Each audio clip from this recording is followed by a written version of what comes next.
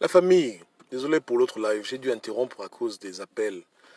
Avant que j'aille euh, me retirer sur le mont Sinaï pour prier, pour écouter la voix de l'Éternel, moi j'avais dit aux Gabonais que mon bilan était simple et que je rentrais dans le coaching, que j'arrêtais un peu avec le Gabon et l'actualité politique parce que bon, j'avais fait mon rapport, j'ai fait le rapport, hein. J'ai fait le bilan de Yaali, j'ai fait le bilan du gouvernement gabonais et sans aucune émotion. C'est-à-dire que je n'ai pas été motivé par la haine ou bien motivé par la colère. De manière lucide et froide, j'ai donné mon verdict. J'ai dit que ce gouvernement a expiré, il doit partir. Que le Premier ministre doit démissionner, le président gabonais doit démissionner, l'Assemblée doit être dissoute, le Sénat doit être dissous, la cour de Yamado doit disparaître et il faut un Gabon nouveau. N'avais-je pas dit ça avant de partir? Et je parlais bien entendu sur la base des compétences, n'est-ce pas? Et pas pour des fins politiques. Je n'ai pas dit qu'il faut qu'ils s'en aillent pour que Ping prenne le pouvoir. J'ai dit qu'ils n'ont plus la sagesse pour diriger un pays. Ils n'ont plus l'assistance divine pour gérer un pays. Maintenant, cette petite crise de coronavirus, qui est encore petite entre parenthèses, expose ce que je disais. Et même si on s'en sort par la grâce de Dieu, alléluia, ce ne sera pas fini. Le temps prouvera que j'avais raison. Le bilan, il est simple. Au-delà de la politique, ce régime, c'est fini. Ils ne peuvent pas. Je suis convaincu que beaucoup d'entre eux essayent de réfléchir, essayent d'être sages. Mais c'est Dieu qui donne à un peuple la sagesse. C'est Dieu qui donne à un homme la sagesse. Et quand Dieu s'est retiré d'un milieu, il ne va plus revenir. Quand Dieu a vomi quelque chose, c'est fini. Maintenant, est-ce que c'est Dieu qui a créé le régime Bongo? Pas du tout. Mais à cause des populations, Dieu était obligé de donner un peu la sagesse pour qu'on puisse un peu vivre. Vous comprenez, non?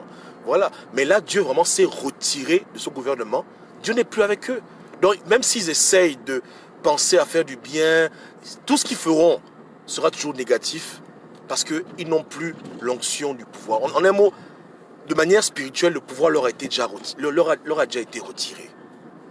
Un peu comme le roi Saül, qui était roi en Israël, mais aux yeux de Dieu, c'était plus le roi. N'est-ce pas, non? On a un président, on a un premier ministre, on a des ministres, mais aux yeux de l'Éternel, Dieu ne les connaît plus. Dieu ne les voit plus comme des gens qui sont en charge de notre avenir. Dieu ne les voit plus comme des gens qui doivent décider de comment gérer nos richesses. Est-ce qu'ils peuvent comprendre ça?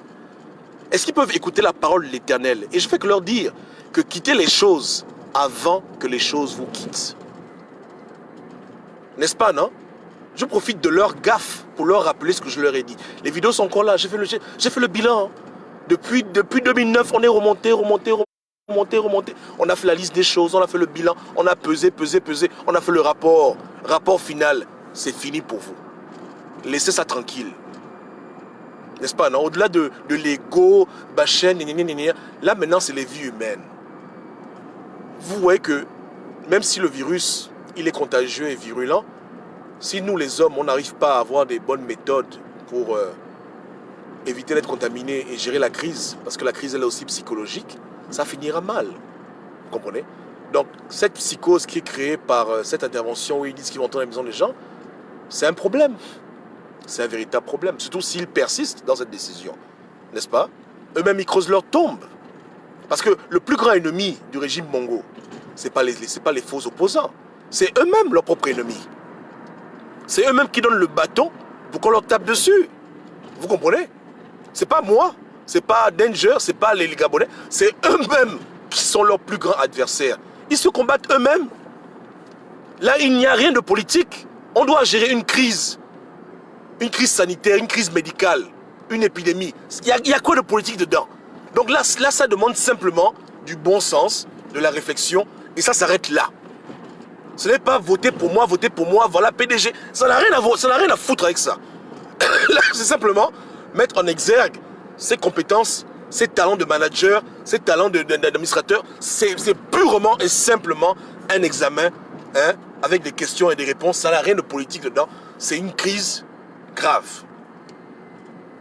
Une maladie infectieuse qui fait des ravages. Il faut gérer ça. Ça s'arrête là. Mais regardez vous-même comment ils n'arrivent pas à gérer ça. Je fustige même les gens qui les critiquent, parce que beaucoup de gens qui les critiquent n'apportent pas de conseils. Mais vous-même, regardez.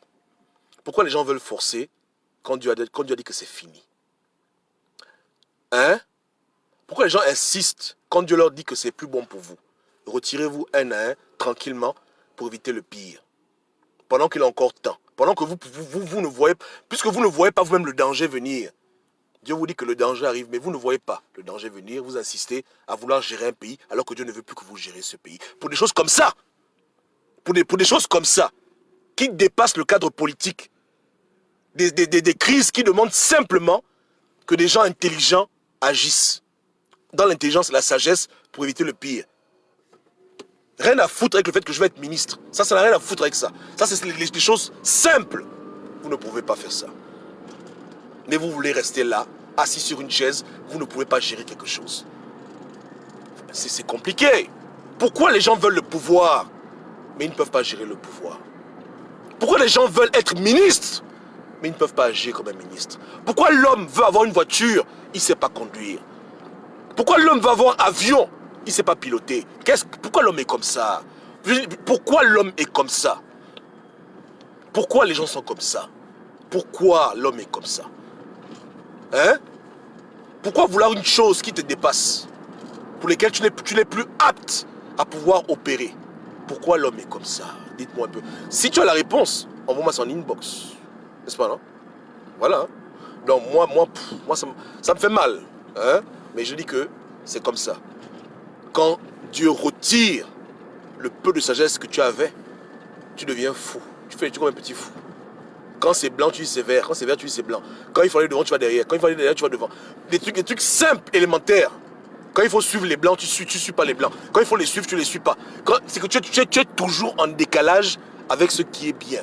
Malgré tes efforts, tu t'assois toute la nuit, tu réfléchis pour un plan. Quand le plan il sort, tout le monde t'insulte parce que tu as fait n'importe quoi. Pourtant tu as fait des efforts. C'est parce que vous voyez, ils réfléchissent, ils transpirent, ils souffrent, mais à la fin le résultat est toujours négatif. Pourquoi? Parce que Dieu n'est plus avec toi. Parce que Dieu estime qu'aujourd'hui, en ce temps de crise, il y a d'autres personnes qui auraient dû gérer ça. S'il y a un problème de casting là. Ah merde, désolé. Il estime qu'à l'heure là, tu n'es pas là où tu dois être. Toi, il t'envoie à la retraite, mais tu insistes. Donc, conclusion, la crise vient, on n'est pas prêt pour la crise. C'est la catastrophe, c'est la déroute. C'est la déroute et nos parents sont au Gabon. Merde alors.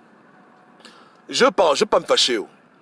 Mais je commence à me fâcher parce que moi, je n'ai rien à foutre des gens. Quelqu'un, tu veux être président, sois président. Tu veux être ministre, sois ministre. Mais quand tu commences à mettre ma famille en danger, je commence à ne plus apprécier.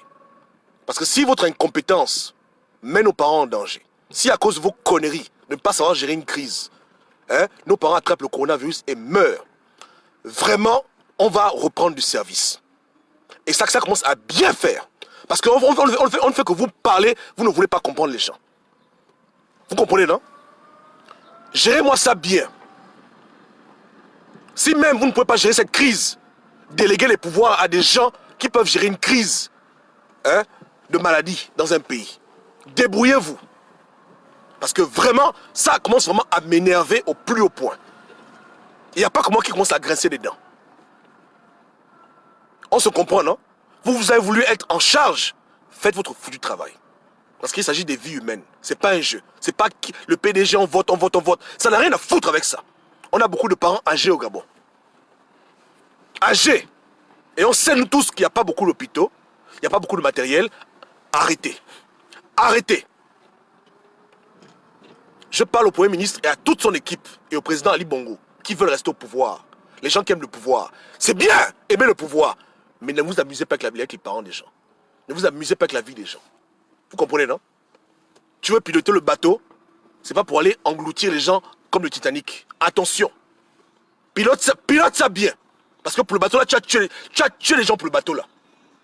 Tu as buté des gens pour rester comme commandant du bateau. Maintenant, pilote-le bien. Parce que là, on ne parle pas politique. Là, on parle de la vie des gens. Et c'est pas un jeu. En Amérique, les gens meurent. En France, les gens meurent. Attention à vos conneries. C'est trop maintenant. Attention. Que Dieu nous aide. Passez une bonne soirée. Je vais m'arrêter là. Ciao.